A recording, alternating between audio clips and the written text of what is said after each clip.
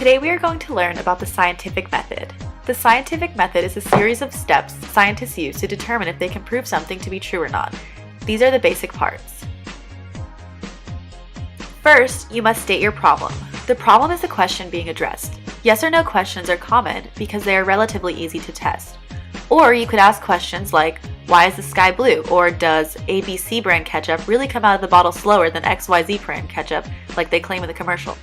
Next, you must form a hypothesis. The hypothesis is an educated guess. It is what we think the answer to the problem might be. At this point, we don't know if the hypothesis is correct or not because we haven't done any testing.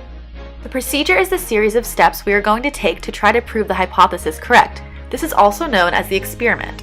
Scientists always try to write very detailed procedures so that somebody who tries to repeat the experiment later will be able to repeat it exactly and hopefully duplicate the results.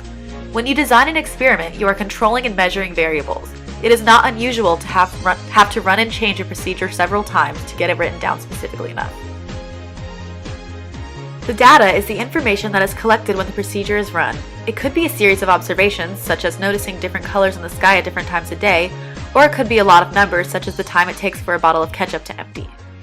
The results are where you report what happened in the experiment. That includes detailing all observations and data made during your experiment. Most people find it easier to visualize the data by charting or graphing the information. After the results are organized, we can draw a conclusion.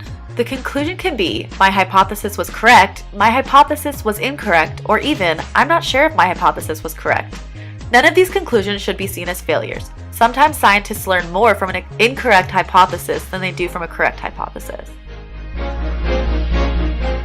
In any of these cases, the conclusion should also include a reason why you thought the hypothesis was correct or incorrect. If you have a possible explanation, you should also include that, so people who do similar experiments in the future can understand why your results may have come out the way they did.